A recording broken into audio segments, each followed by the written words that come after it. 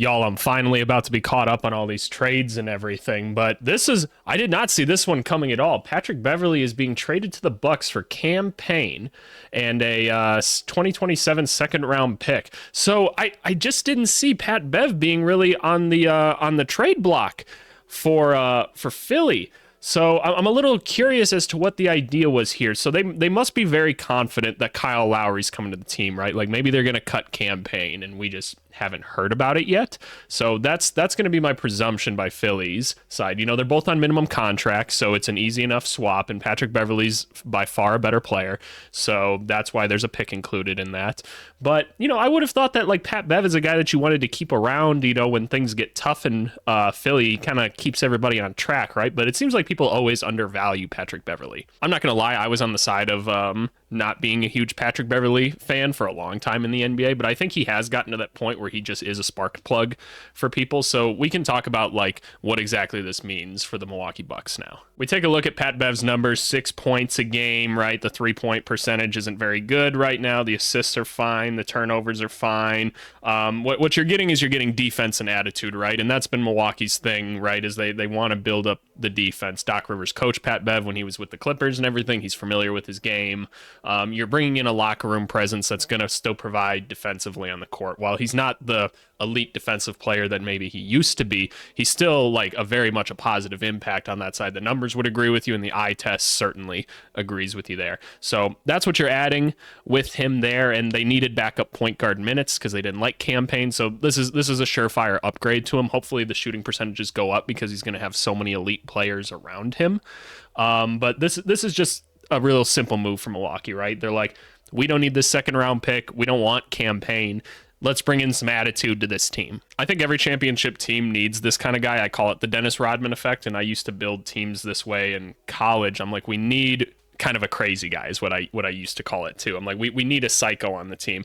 I know there's a term for that in like hockey or something, like a guy that is like almost on the team just for fighting or something. That might be an older concept, but that's how I always understood it. So that's kind of what I compare it to. But I think this is an interesting move in that sense, you know, purely just an attitude trade and everything. And then if you're a Sixers fan, you're probably a little bit confused, right? Because you're like, you're contending with these guys and you just gave them Pat Bev. So I don't know. Obviously, Kyle Lowry is a better player and everything, but you know, what if you don't get Kyle Lowry? What if the Hornets don't buy him out or something? I'm sure they will, but it's a weird deal. Like I said, this trade doesn't happen unless they know they're getting Lowry, so I'm going to be shocked if he doesn't end up there. But why would you give him to another contending team? Maybe you're like, we'd rather just have the pick and everything, but I'd rather just have somebody to help make sure the ship like is staying true as we're trying to navigate this time without Embiid. Maybe that's just the coach's mind in me though, and maybe this is more of a GM trade trying to acquire another asset, but is like this 2027 second round pick like really worth it to you? I don't know, because it seems like the Sixers are still trying to stay somewhat competitive. They went and got Pat Bev and moved on from Daniel House and stuff to maintain some roster flexibility. There's still a little bit of time before the deadline, but I don't know, man. I don't know. It's an odd one to say the least. If you're a Bucks fan, you're thrilled about this though. Like this is a simple move. You couldn't make any real complex moves given the roster that you have, and you have a great roster. And now you plugged kind of like the one hole that you truly had. All those like Bobby Portis rumors and everything were crazy that they were thinking about trading him. Like there's no way they're trading Bobby Portis. They love that guy there. I can tell you that for a fact. My business partner's on the staff. Like it's just what it is. But I don't know. I'll be excited to see Pat Bev suit up there. I saw he was already on his podcast being like, damn, I got traded, y'all. Like his podcast cracks me up, man. Y'all should go watch it if you're not already. It's interesting stuff. He really speaks from the chest and everything, which is cool. I love that all these NBA players have their own podcasts and everything where they can talk about things. But I'll be curious to see where this all ends up and everything. I think the Bucks got better today, and that's a win. If you're a Sixers fan, little confused. I feel like something else probably could have been done, and you could have just kept Pat Bev and not moved him to a big rival team. But we'll see.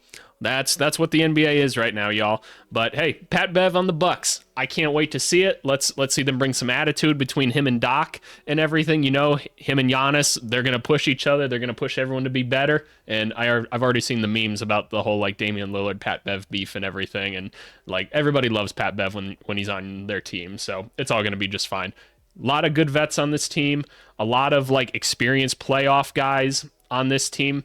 Bucks are going to be a tough out, man, but the Knicks got a lot better today. Knicks got a lot better. So we're going to see. Boston's no pushover, obviously. There's holes on every team. This is a fun NBA season, and this has been a fun deadline. So, hey, leave me a comment, subscribe, do all that stuff. I love the comments. Please keep commenting. I want to talk more hoops with people. I want to hear your thoughts and opinions. There's no dumb opinions. I just want to hear them. All right? But, hey, let's keep chatting. Let's keep enjoying the deadline. We'll see y'all later.